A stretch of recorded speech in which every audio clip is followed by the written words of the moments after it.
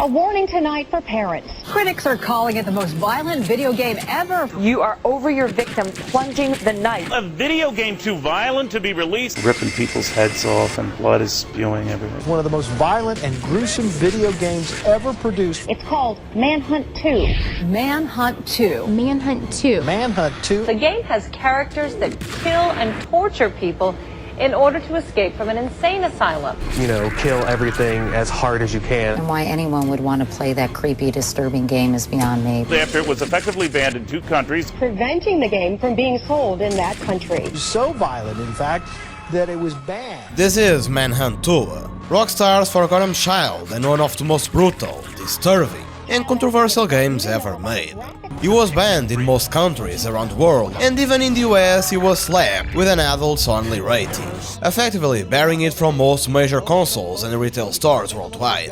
Rockstar was forced to release a censored version just to get it out, and even that one stayed banned in several countries. But I got my hands on the version we weren't supposed to see, the uncensored cut, and I'm going to 100% it. So, let's do it. It all started when the asylum we were in suddenly lost power, and all the crazy patients ran out of their cells and started beating up the doctors. And that included us, who decided to hug our nurse's neck until she died of pure cuteness. Right off the bat, I knew we weren't exactly sane either. I was already shocked at how violent this game was. Moments later, our friend Leo appears and invited us to follow him and escape the facility together, which led us to a quick tutorial on executions, and the loading screen that never ended.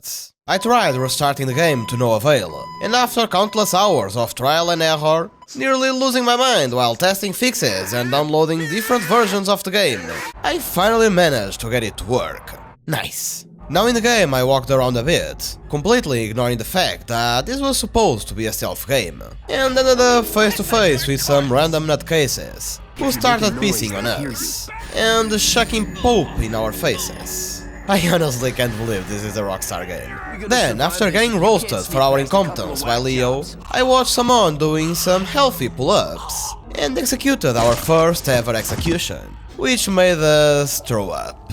Yeah, I think that makes sense. After that, I watched a guy being run over by a wheelchair, and got into my first serious fight.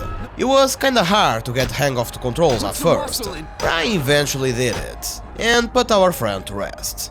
The experience was traumatizing though, so I finally took my meds, and continued on my mission to run from the asylum, which involved executing people in some of the most violent ways I've ever seen.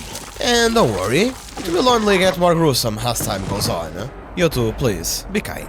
I then watched some people cuddling with each other as I was going up the elevator, got my ass handed to me by this psycho, watched some more people cuddling, and tried to backstab this guy with a syringe, which I learned doesn't work, and ended up dying because of that. Nonetheless, I tried again, and after breaking this window, jumping and hiding in the garbage truck, I was finally able to escape the asylum and complete the first level.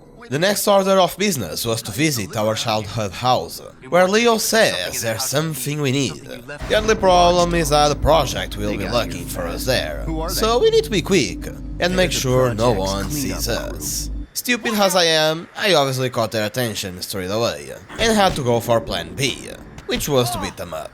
With that done, I arrived to the front yard, opened the door, and met a freaking ghost that quickly disappeared. So I just continued searching the building, until I got attacked by a nearby TV, and found the medicine we were looking for. Now we just need a syringe to use it. But the project guys arrived, and I had to teach them some lessons. Or that was the plan, but they outnumbered me and kicked me in the balls until I was dead. Not cool. My second attempt went way smoother though, and after some brutal executions, I found syringe, and needed now to kill the remaining agents. And holy cow, this is so brutal, yet so cool. After that, we finally took our meds, and started to get some of our memories back. And said memories were calling me to a very special place, a freaking whorehouse. And that's the mission of the third episode, to infiltrate the club. We used a brick that we found on the floor to break the window and get inside, and learned about environmental executions. These were obviously very brutal and completely over the top, but at this point, nothing can surprise me anymore. Stupid as I am, I failed to sneak in and got surrounded by 3 guys that were more than happy to show me the exits. Second time around, I was a bit more careful and took the time to sneak in on them, but I still died. The episode was hard, alright. Third time is charm though, so I managed to get to the door and even try a level 3 execution. I was even more savage and cruel than level 1 and level 2s. Also, I could then pick up its head and use it as a weapon, which was really freaking funny. I then tried a level 3 with syringe, and yeah, let's not talk about it. I then used the other guy's head to make the guards think I was one of them and get inside, where I found a place where people were being tortured. There I had some unexpected surprises that I had to deal with, and even tried some more environmental finishes that were way too painful to watch. Oh god, I can't even show you any of this. Also, look, I didn't made that. Why did Rockstar higher-ups even greenlight this? Upon further exploring, I found a scientist that knew me and said that I told her to give me this, the keys to the old safe house. Just like this, we are into a new adventure, and use these pliers to cut open the fence and get inside. It's crazy to see this type of mechanic in such an old game, if I'm being honest. After dealing with some thugs, the police appeared and started beating them up as well, although they certainly weren't friends. Eventually I found the door to the old safe house, with a bunch of photos inside, that brought back memories from 6 years ago, where I asked this guy to remove the ridge that was messing with my head. But something happened, and I forgot what the heck was happening. I just know that the organization gave an order to kill both of us, and Mike ran away, with keys that we needed to operate the boat and get the heck out of there. So we went after him. And when we arrived, he was already surrounded by soldiers. So we had to do a little cleanup, using the environment for our advantage when we could, and doing it the good old way when we could not. This one that we killed had a gun with him, so I used it to kill the remaining guys, which was really neat, because now we could finally fight like big boys. Mike also had a gun though, and was not afraid of using it against me, but I came up on top and killed him, getting myself to both keys and using them to get out of that crazy island, and back to the present we are, now with a gun, and the newfound realization that Judy must know something more. So I shot my way through the project agents, even getting myself a shotgun, until I got ambushed in a cinema that was displaying some not family-friendly stuff. No worries, I survived, and recovered a new memory where I was planning to volunteering to an experiment that would mess my head, and that's probably how I became crazy. I then killed a guy in one of the most creative ways I've ever seen, and infiltrated this hostel until we found Judy. I thought it was a good idea to quit the project, and got killed minutes later, while saying to trust nobody. Gotta love the irony. We then got sent back to a memory from the distant past, where we killed someone that was probably important and needed to escape the military. At least we got some new guns to do it, so not that bad. And using a sniper was pretty cool as well. There were a ton of guys that came after us, but in the end we succeeded. And back to the present, we needed to escape the bounty hunters, which is easier said than done, cause half the country's defense forces were there, and I got inside the house and killed. Next time I used a crowbar to open this trapdoor and sneak away, but I still was in a pickle, so I had to slowly clean up the area without being seen. Damn shopper. My escape led me to the sewers, where I had to open this massive gate, just so I could finally get away. This triggered another memory, this time of us invading a warehouse to destroy some old records. We started by picking up a gas can, spilling it on the floor, and lighting the cops on fire when they weren't looking. Quite an easy job. After that, we just had to find out ours and Leo's files, which took quite a bit of time, since we had to clean the area, and also got lost inside. But after we found them, we just spilled the entire gas can and lit everything on fire, erasing all records of our identity. And look, back to the present, and still going crazy.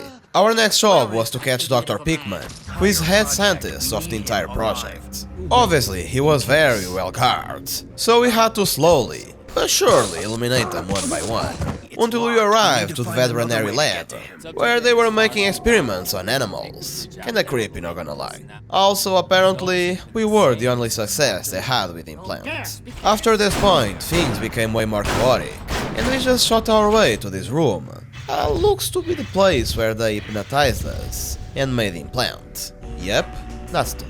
And talking about hypnotizing us, it seems like they had a fail-safe phrase in place that they can use at any time to just shut us down. We then woke up in a hospital room with a guard watching us, but he got distracted, and I took the opportunity to finish him off. We still had to catch Dr. Pickman, but we now also had to be careful to destroy the speakers and avoid being shut down again. When I finally found him, I stole this guy's dart gun and used it to put him to sleep. After that, we learned that us, Daniel, and Leo are actually the same person. Or rather, two personalities sharing the same body. Leo wanted Pickman to remove the bridge so he could take control of the body for himself. But Pickman tries to put us to sleep, and ended up being dead. That was when we found out that the initial plan was to implant a normal person's mind in our body. But Pickman changed the plans last minute, and decided to implant Leo's instead, who was one of the worst criminals in history. And that's how we became how we are now. But Daniel still hadn't realized this, and spent months searching for answers, while slowly losing control over his body. So we found ourselves in a broadcast station, cleaning the area in some of the most brutal ways possible, and looking for a solution. This place was also already full of dead bodies, which was surely the work of Leo taking control without us noticing or remembering. This place was also full of enemies, which gave us opportunity to test some new weapons, like this crossbow. And I have to say, levels were actually really neat and fun to play through, although I failed sometimes. And when we thought everything was going well, we got attacked from behind and woke up in an empty room without Leo. And instead with these scientists who finally explained everything, including the initial plan to implant a second personality triggered at will in a regular person, with the goal of creating the perfect killer, without conscience or memory. Although the implant didn't go as expected, and created this whole mess. Now, to be finally free, we had to go inside our own memory, and kill Leo from within. So, that's what we did. We remembered the night when Leo, or rather, us, killed our own wife, and got our memories erased after, and adventured even deeper within our mind, with Leo trying to take control for himself, while appearing in this ghostly form and beating us up. So we basically had to pick up this syringe, attract him, and plunge it in its neck, with all the strength we had. This allowed us to unlock the way to the crypts, where we faced hundreds of people we killed in the past, which was no easy task, I might add. And finally, got the opportunity to bury our wife, and end Leo, once and for all.